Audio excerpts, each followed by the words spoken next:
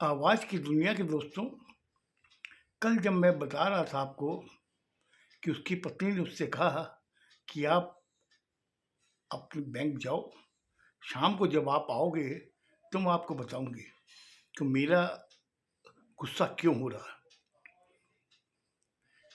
उसका husband as usual जैसे जाता है वैसे वो ऑफ़िस चला गया, बैंक चला गया। अब उसके भी दिमाग में टेंशन था कि वाइफ़ इतनी गुस्से में क्यों थी? आखिर क्या वजह थी जो उसने मुझे रात को नहीं बताया? मुझे कहा कि तुम शाम को जब आओगे बैंक से तब मैं तुम्हें बताऊँगी। तो वो ये सब चीज़ें उसके दिमाग में आ रही थी, लेकिन फिर भी जैसे भी हुआ, शाम को जब वो घर पे पहुँचा, उसकी पत्नी किचन में काम कर रही थी। उसने उसको बुलाया कि एक गिलास पानी देना। वो पानी लेकर के आई, उसने पानी पिया, कहा कि चाय पियोगे? बोले ठीक है बना लो, लेकिन तुम अपने लिए भी बना लेना, अपने दोनों जने बैठ के चाय पिएँगे। वो चली गई, 2 कप में चाय लेकर के आई, एक उसने मुझे दी, एक खुद पीने लगी। बैठ पीते-पीते ही हम लोगों ने जब चाय खत्म हुई, तो मैंने उससे पूछा पत्नी से कि तुम बोली थी ना कि शाम को बताऊँगी, अब बताओ क्या बात है? बोले क्या बताऊँ, मेरे समझ में नहीं आ रही है, क्या होना चाहिए? क्यों क्या हुआ? बोले उसने तो मना कर दिया रुपए देने से। उसने कह दिया कि जब होगा तब मैं दे दूँगी, इतना पीछे पड़ने की ज़रूरत नहीं है। जब लेने आई थी उस समय इसके बहुत मीठे बोल थे, लेकिन देने समय वो ऐसा बात कर रही थी जैसे मैं बहुत बड़ी उसकी दुश्मन हूँ। उसने उसकी सारी बातें सुनी, सुनने के बाद में उसने अपनी पत्नी से कहा कि मैंने तुम्हें पहले क्या कहा था कि रुपया ही एक ऐसी जड़ है कि अच्छे रिलेशन को भी खराब कर देती है। खैर चिंता मत कर, जो भी हुआ ठीक है, लेकिन तुम माँगना मत अब, जब उसकी इच्छा होगी तो वो दे देगी। उसने कहा कि मैं वो नहीं सोच रही हूँ, मैं ये सोच रही हूँ कि हम लोगों को कल निकलना है और अपने पास में 2500 रुपये थे, मैंने 2000 उसको दे दिए, 500 रुपये बचे हैं। वहाँ पे हम लोगों को 3 दिन रहना है। ये 500 रुपये में कैसे क्या होगा, कुछ समझ में नहीं आ रहा है, क्या किया जाए? उसने कहा तू चिंता मत कर, मैं देखता हूँ। बोले कैसे देखेंगे? आपकी तो तनख्वाह मिलेगी 15 दिन बाद, कैसे चलेगा? तो ये बच्चों को बता नहीं सकती मैं ये बात, कि बच्चे को सुनेंगे तो वो भी बहुत दुखी होंगे, क्योंकि बच्चे बड़े हो गए, समझदार हो गए। आज वो घर के प्रति बहुत कुछ सोचते हैं, कई इच्छाएँ उनकी होती है, जो अपनी इच्छाओं को मार देते हैं कि उन्हें मालूम है कि घर में वैसी पूरी व्यवस्था नहीं है। वो जानते हैं कि तीनों हम लोग कमाते नहीं हैं, जो भी खर्चा निकल रहा है, वो खाली पापा की सैलरी से निकल रहा है। उसको लेकर मैं परेशान हूँ। वो कुछ देर सोचा, सोचने के बाद उसने कहा कि तू मैं एक फ़ोन करता हूँ। तो उसने अपने एक दोस्त को फ़ोन किया, करके उसने उसको कहा कि देखो भाई ऐसी बात है और मुझे 5000 रुपये की ज़रूरत है। क्या तेरे पास में है क्या? एक बार दे दोगे क्या मुझे? मेरी जब सैलरी आएगी तो मैं आप तुम्हें वापस कर दूँगा। उधर से क्या जवाब आया, ये उसकी पत्नी को मालूम नहीं। उसने फ़ोन रख दिया। अब दूसरे दिन सुबह हम लोग उन लोगों को घर से निकलना, सब अपना सामान-वामान पैकिंग किए हुए थे। निकले, स्टेशन पहुँचे, वहाँ से उन्होंने ट्रेन पकड़ी। पकड़ के जब वहाँ पहुँचे, देखा कि स्टेशन पे कोई नहीं आया लेने के लिए। जबकि उसकी सगी बहन की लड़की की शादी, कोई नहीं आया। अब वो अपने बच्चों की तरफ देख रही थी और अपने आप को काफ़ी मतलब कि नीचा महसूस कर रही थी कि आज उसकी सगी बहन की लड़की की शादी, लेकिन कोई स्टेशन पे नहीं आया लेने के लिए। उसके हस्बैंड लिया, उसने कहा चिंता मत कर, अपने लोग बाहर निकलते हैं, घर का तो एड्रेस तो वो मालूम है और अपने पास कार्ड भी है, हम लोग उस एड्रेस पे पहुंच जाएंगे। बाहर में ऑटो वगैरह है, उसमें बैठ के चले जाएंगे। अब ऑटो में 5 जने आ नहीं सकते क्योंकि 3 लड़के और एक हस्बैंड वाइफ, उन्होंने एक गाड़ी की। गाड़ी करने के बाद उनके वहाँ पे पहुँचे, सिर्फ 500 रुपये इनके पास थे। गाड़ी वाले ने 200 रुपये ले लिए, अब बचे 300 रुपये। वो 3 दिन उनको निकालना। उसने अपने हस्बैंड से कहा कि आपने अपने दोस्त को फ़ोन किया था तो क्या उसने रुपये नहीं दिए क्या? बोले ना, ऐसी बात नहीं है, उसके पास में नहीं थे, लेकिन उसने कहा कि तुम वहाँ जब पहुँचोगे तो मैं कोई ना कोई व्यवस्था कर दूंगा, तुम चिंता मत कर। तो मैंने फ़ोन रख दिया था। अच्छा, जब वो उनके कार्ड के एड्रेस पे जब पहुँचे शादी मंडप में, तो वहाँ देखा कि सब अपने काम में व्यस्त है। कोई ऐसा भी नहीं जो गेट पे खड़ा लोग आ रहे उनका स्वागत करे, ऐसा भी कुछ नहीं। वो लोग अंदर चले गए।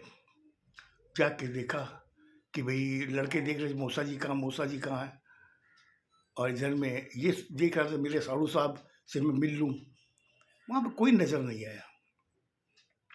सोफे वगैरह लगे हुए थे, मंडप भी सजा हुआ था। तो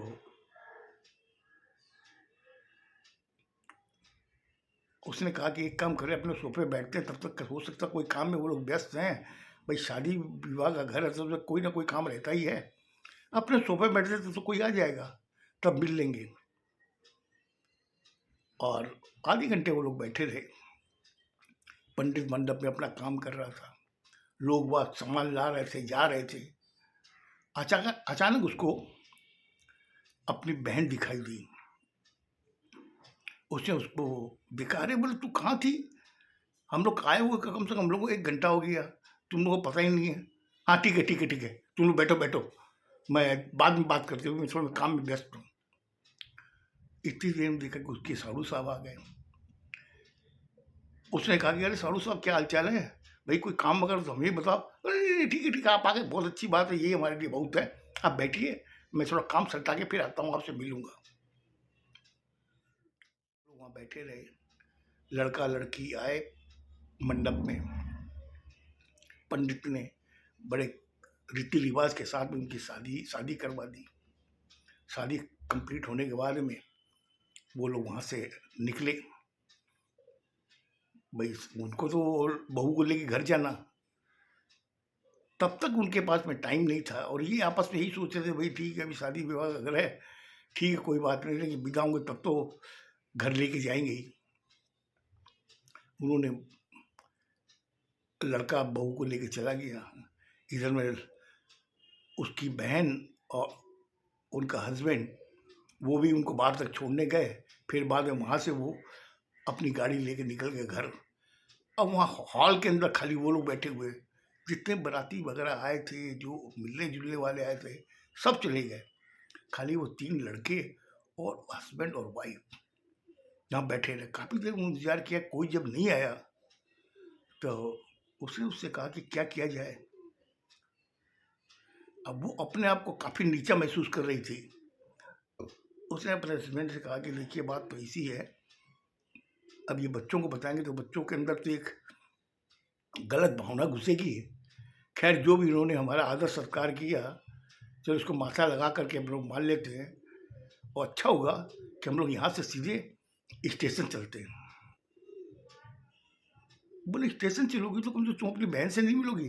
बोले अब बहन से क्या मिलूँ, बहन हमसे अच्छे क्लास में है, मतलब उनका एक स्टैंडर्ड अलग है, कुछ पैसे कमा रखे हैं, तो आपकी और मेरी और मेरे बच्चों की इनके नज़र में कोई इज्जत नहीं है। बोले तुम ऐसा क्यों बोल रही हो? बोले मैं नहीं बोल रही हूँ, ये समय बुलवा रहा, क्योंकि जिस हिसाब से उसने अपने लोगों से बातें की, आज कम से कम शादी को 3-4 घंटे लगे, उनके पास इतना भी टाइम नहीं मिला कि वो कम से कम आके तुमसे 2 मिनट बात भी कर सके। और मेरी बहन भी मेरे पास नहीं आई कि मुझसे बात कर सके, कि भतीजे आए उनसे ही बात करूं, कुछ नहीं। और सबसे बड़ी मुझे तकलीफ इस बात की हुई कि जो अपनी लड़की को विदा करने जब बाहर गई, वहीं से वो अपनी गाड़ी में बैठ के अपने घर चली गई। उसने ये भी नहीं सोचा कि इसकी बहन है, मेरी बहन आई हुई है और भतीजे आए हुए हैं और सालू साहब आए हुए हैं, जिया जी आए हुए हैं, कम से कम उससे मिलूँ, उनको लेके साथ चलूँ। ऐसा उन्होंने नहीं किया। तो मैं अपने आप बहुत नीचा महसूस कर रही हूँ। तो एक काम करो, मैं बच्चों को तो ये सब कुछ नहीं बोल सकती, आप ही संभालो उसको। भाई तू चिंता मत कर। उसने बड़े वाले लड़के को बुलाया, बुला के कहा कि देख बेटा, तुम दोनों भाइयों को लेकर के स्टेशन पहुंचो और ये 50 रुपये ले ऑटो से जाना। हम लोग ऑटो से पीछे स्टेशन आ रहे हैं कि उसको अपना पैसा भी देखना था कि 300 सिर्फ बचे थे। अब 300 के अंदर उन्होंने 200 तो वहाँ क्या नाम 500 से 500 200 उन्होंने वो टैक्सी वाले को दे दिए थे। अब बचे 300, 50 इसको दे दिए, बचे 250। तो उसने कहा ठीक पापा आप चिंता मत करो। वो दोनों भाइयों को लेकर के स्टेशन पहुंचा। पीछे से इन्होंने एक ऑटो किया करके ये भी स्टेशन पहुंचे। अब इनके पास बचे थे 200 रुपये। इसने कहा कि अगर हम लोग यहाँ पर कोई लॉज तो कम समझ लो, अगर 200 रुपया भी पर डे का पकड़ते हैं तो 2 दिन के हो जाएंगे 400 रुपये। अपने पास में सिर्फ 200 रुपये हैं, क्या किया जाए। तो उसने कहा कि तू चिंता क्यों कर रही है भाई, प्लेटफॉर्म में वेटिंग रूम होते हैं, वहाँ पे हम लोग ठहर जाते हैं। वेटिंग रूम में 2 दिन रुक जाएंगे, फिर हम लोग गाड़ी पकड़नी है। उसने कहा हाँ आपने ये बात सही कही, चलो हम लोग वेटिंग रूम चलते हैं। जब वेटिंग रूम पहुँचे तो वहाँ का जो अटेंडेंट था उसने कहा कि आपकी टिकट एसी की है। बोले नहीं एसी की तो नहीं, हम लोग की रिजर्व बॉगी की है। बोले तब ये वेटिंग रूम आप लोगों को अलाउ नहीं है। अलाउ हाई क्लास के जो टिकटें होती उनके लिए वेटिंग रूम है। बोले मेरी गाड़ी 2 दिन बाद की है। बोले बहुत अच्छी बात है, तो आप एक काम करो प्लेटफॉर्म पे ही कोई कोना पकड़ करके वहाँ पे आप लोग वेट करो, वेटिंग रूम में आप लोग अलाउ नहीं। उसने कहा कि ठीक। और वो वेटिंग रूम में तो नहीं रहे और वेटिंग रूम के बाहर में कुछ जगह खाली थी, वहाँ पे उन्होंने अपनी चद्दर बिछाई। तीनों बेटे बैठे, वो उसका हस्बैंड बैठ के वहाँ पे आपस में गपशप करते रहे। 2 दिन वहाँ गुजारे उन्होंने। उस समय उनके समझ में आया कि आज मिडिल क्लास फैमिली की क्या कदर होती है समाज में। ये चीज़ उसकी अच्छी तरह समझ में आ गई थी। उसने अपनी वाइफ को देखा, उसका उतरा हुआ चेहरा देख उसने कहा देख तू चिंता मत कर, मैं हूं ना, तेरे 3 बच्चे हैं, आज ये समय हम लोग देख रहे हैं तो अच्छा समय भी हम ही लोग देखेंगे। तो इस बारे में रत्ती भर भी टेंशन मत कर। ये जरूरी नहीं है कि रात हमने गुजारी तो सुबह नहीं देखेंगे, सुबह भी हम लोग देखेंगे और सुबह से फिर रात होगी, रात से फिर सुबह होगी। ये जीवन की एक लीला है। इस लीला के अंदर अगर हम लोग दुख नहीं देखेंगे तो सुख का आनंद हम लोग नहीं ले पाएंगे। उसने खूब सांत्वना दी अपनी पत्नी को देख करके। लड़के उस चीज को समझ रहे थे कि उनके साथ में जो व्यवहार हुआ था, लड़के भी समझ गए। फिर बाद में उसने बड़े वाले लड़के ने आके पापा से कहा कि पापा देखिए मैं इतना नादान नहीं हूँ, मैं समझता हूँ सारी चीज, लेकिन आज हमारी जो बेइज्जती हुई है, मैं चाहता हूँ कि किसी दुश्मन की वैसी ना हो। हम लोग इतना जानते थे कि मौसी हम लोगों से काफ़ी अच्छे पैसे वाली है, लेकिन वो हम लोग से ज़्यादा गरीब है। बोले बेटा ये बात कैसे बोल रहा? बोले उनके व्यवहार से लगा कि हम लोग से ज़्यादा गरीब है। लेकिन पापा मैं आपको बताता हूँ, एक टाइम आएगा कि वो हमारे पास आएगी, लेकिन हम उनको इस तरीके से व्यवहार नहीं करेंगे जैसा उन्होंने मेरे साथ किया है, हम लोगों के साथ किया है। आज मेरी मम्मी इतना बताती कि मेरी बहन ऐसी है वैसी है। हम लोग आके हम लोगों ने देख लिया इस चीज़ को। ऐसे करके उन्होंने 2 दिन निकाले और तीसरे दिन सुबह की उनकी गाड़ी थी, वो लोग गाड़ी में बैठ गए। अब उनके पास जो बचे थे खाली 100 रुपये, बाकी 100 रुपये खर्चा हो गया खाने पीने में। वो तो गनीमत थी कि वो कुछ खाना वगैरह कुछ सूखा नाश्ता बना के लेके आई थी, जिससे उन्होंने कर लिया और 100 रुपये बचे थे। अब उनके दिमाग में थी कि हम लोग वहाँ जब पहुँचेंगे, पहुँच के हम लोग स्टेशन भी है, इससे घर भी आना पड़ेगा, उसके भी रुपए लगेंगे। अब वो जैसे तैसे अपने गांव की स्टेशन, अपने शहर की स्टेशन से आने के बाद में बाहर निकले। निकलते बड़े वाले लड़के ने कहा कि पापा एक काम करते हैं, यहाँ पे थोड़ी दूर जाते ही बस स्टैंड है, यहीं से बसें खुलती है, हमारे घर तक जाती है। हम लोग यहाँ पे इस बस में बैठ जाएंगे तो हम लोग आराम से घर पहुँच जाएंगे। वो तीनों जने, पांचों जने हम लोग 60 रुपये में हम लोग पहुँच जाएंगे। पापा उसकी चीज़ को समझ गए। उन्होंने कहा ठीक है बेटा, कोई बात नहीं, चलो हम लोग चलते हैं। वहाँ वो स्टेशन बस स्टैंड पहुँचे, अपना सामान रखा, खुद बस में बैठ गए। बैठने के बाद में बाप ये सोच रहा था कि आज मेरा बड़ा बेटा जाहिर नहीं होने दे रहा, लेकिन वो समझ रहा सारी परिस्थिति है। बेटे के कंधे पर हाथ रखा कि बेटा आज मैं समझा कि तू वाकई मेरे घर का सबसे बड़ा बेटा है। तुमने ये आभास नहीं होने दिया दोनों छोटे भाइयों को कि हम लोग किस परिस्थिति में हैं। उस समय बड़े वाले बेटे ने अपने बाप को क्या जवाब दिया, जबकि बगल में बैठी उसकी माँ की आंख से आंसू निकल रहे थे। उसे जब अपनी माँ को जब देखा तो उसे अपनी माँ को क्या कहा, अपने बाप को क्या जवाब दिया। मुझे लगता है आज मैंने ज़्यादा टाइम ले लिया आपका, सुनिएगा कि उसने क्या जवाब दिया था। खुश रहो, स्वस्थ रहो, धन्यवाद।